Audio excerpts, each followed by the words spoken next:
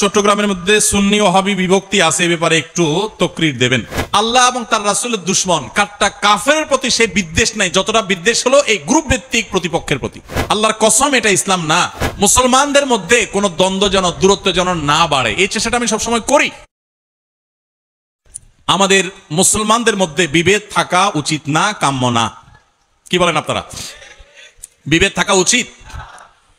মুসলমানদের মধ্যে বিভিন্ন বিষয়ে পারস্পরিক মতপার্থক্য, মতভিন্নতা, বুঝের ভিন্নতা থাকতে পারে। সেটা কোনো কোনো ক্ষেত্রে ছোট ছোট বিষয় নিয়ে হতে পারে, কোনো কোনো ক্ষেত্রে অনেক বড় বিষয় নিয়েও। অবাক করা বিষয় হলো, বেশিরভাগ ক্ষেত্রেই দেখা যায় আমরা যেগুলোর কারণে অনেক বড় বড় পার্থক্য এবং ব্যবধান করি, মুসলমানদের বিভিন্ন গ্রুপিং করি আমরা, সেগুলোর বেশিরভাগ বিষয়গুলো আসলে অনেক বড় বিষয় না, ছোট ছোট বিষয়।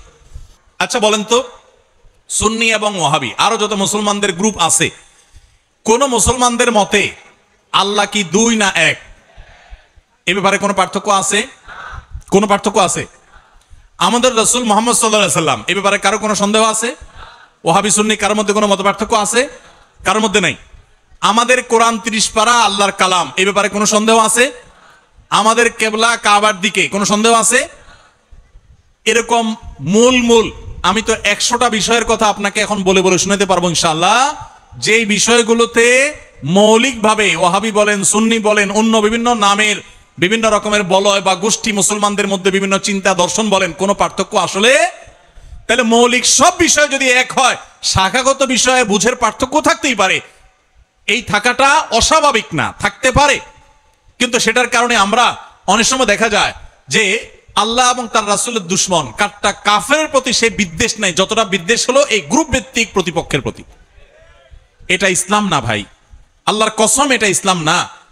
আমি বিভিন্ন সময় খুব ভয় পাই যখন কথা বলি, যে আমার কথার কারণে মুসলমানদের হতে পারে, মানুষ হবে, আমারও ভুল হয়, আল্লাহ আমাকে মাফ করুন, যেন ভুল না হয় সেজন্য আমি চেষ্টা করি। আপনারা দোয়া করবেন যে আমার কথার কারণে, আমার কোনো আচরণের কারণে, আমার কোনো লেখার কারণে মুসলমানদের মধ্যে কোনো দ্বন্দ্ব যেন, দূরত্ব যেন না বাড়ে, এই চেষ্টাটা আমি সবসময় করি। তারপরও আমার অজান্তে যদি হয়ে যায়, আল্লাহ আমাকে মাফ করে দেখ, দোয়া করবেন আপনারা।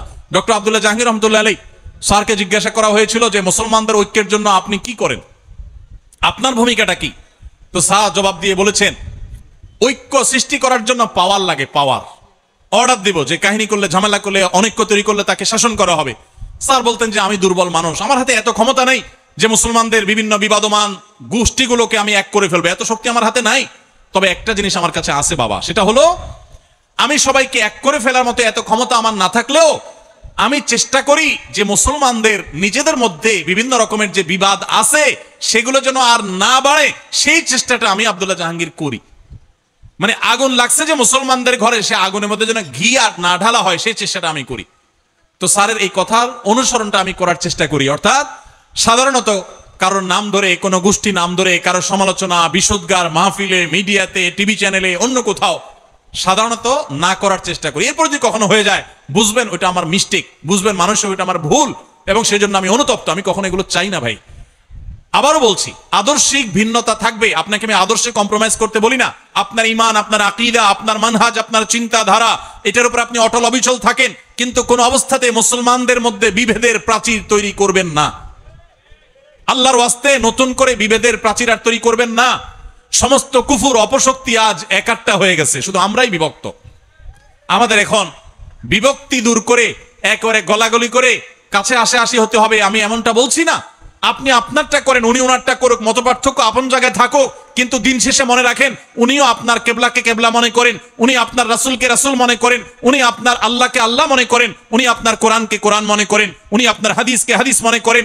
আপনি 5 ওয়াক্ত নামাজ ফরজ মনে করেন, উনি 6 ওয়াক্ত মনে করে না, 4 ওয়াক্ত মনে করে না, উনিও 5 ওয়াক্ত নামাজকে ফরজ মনে করে।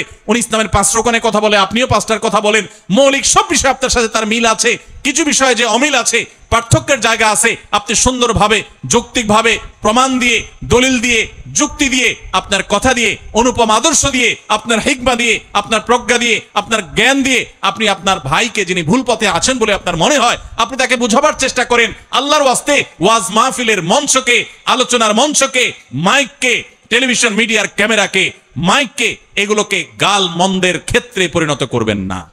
আপনারা যারা সাধারণ মানুষ আছেন, আপনাদেরকে আমরা বলবো যে সর্বস্তরের সাধারণ ভাই বোনেরা, আপনারা আল্লাহর ওয়াস্তে হুজুরদের কেউ যদি এরকম দলাদলি এবং গ্রুপ করাকরি করে, ডিভাইড এবং আপনার এই জাতীয় পার্থক্য তৈরি করে, গ্রুপিং করে, বাড়াবাড়ি করে, আল্লাহর ওয়াস্তে এই কাজটাতে হুজুরের সহযোগিতা করবেন না। আপনি আপনার কাছে যেটা সঠিক মানুষ আমল করবেন। আল্লাহ আমাদের সবাইকে মুসলমানদের ঐক্যের প্ল্যাটফর্ম যেন তৈরি হয়। দেখুন, আমাদের পার্শ্ববর্তী অনেক দেশ, পৃথিবীর অনেক দেশ বিভিন্ন মতের মুসলমানদের একত্র হতে আমরা দেখেছি, কিন্তু আমাদের দেশে সেগুলো নাই।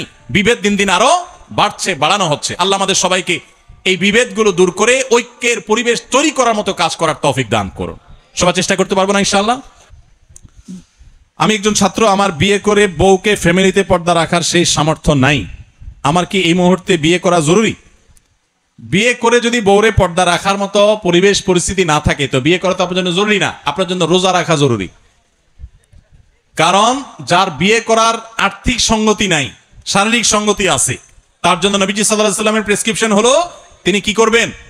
রোজা রাখবেন। এখন যুবক পোলাপান যেখানে যাই প্রশ্ন ধরায় দেয়, হুজুর বাপ মা বিয়ে করায় না, এদিকে আমার বিয়ে করা দরকার, আপনি একটু হুজুর বাপ মারে বুঝাই দিয়ে যান। তো বাপ মারে বুঝাই দিয়ে যাব, তুমি নিজে বাপের হোটেলে খাও ফাও, এখন বিয়ে করে আরেকটা আনো, আমি বুঝাই দিয়ে যেতাম চাচা আপনি এবার তারেও ফাও খাওয়ান, এটা কিভাবে বলতে পারি আমি? যুবকরা বিয়ে শাদী করার জন্য পথ তৈরি করতে হবে। আমি সবসময় বলি কাজ করা শুরু করেন। অনেক যুবক আছে নামাজ কালাম পড়লে, দাড়ি টাড়ি রাখা ধরলে ঢিলা হয়ে যায়, আর ইসলাম চর্চা করলে সে আরো টাইট হয়ে যাবে। সে ঢিলা হয় কেন? ইসলাম কি মানুষকে ঢিলা করে না টাইট করে?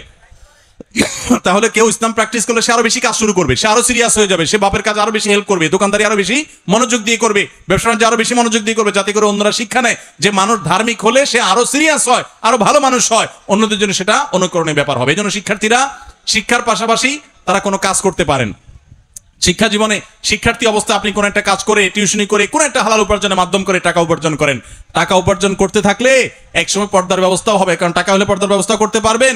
আবার মেয়ের বাপদেরকে বিয়ে দেওয়ার জন্য ফুসলানোর দরকার হবে না, টাকা হওয়ার পর দেখবেন মেয়ের বাপরা কাড়াকাড়ি করে নিয়ে যাবে। অতএব কাজে মনোযোগী হন। হ্যাঁ, যদি কারোর বাসা বাড়িতে ওই যে বললাম পর্দার পরিবেশ নাই, একেবারে ভয়ঙ্কর অবস্থা, তাহলে তার স্ত্রীকে আলাদা রাখার মতো সামর্থ্য না থাকলে, পর্দার পরিবেশ দেওয়ার মতো সুযোগ না থাকলে তার জন্য বিয়ে করা আবশ্যক না। বরং তিনি এরকম পরিস্থিতিতে পর্দার বিষয়টা এনশিওর করবেন, দেন তিনি বিয়ের চিন্তা করবেন।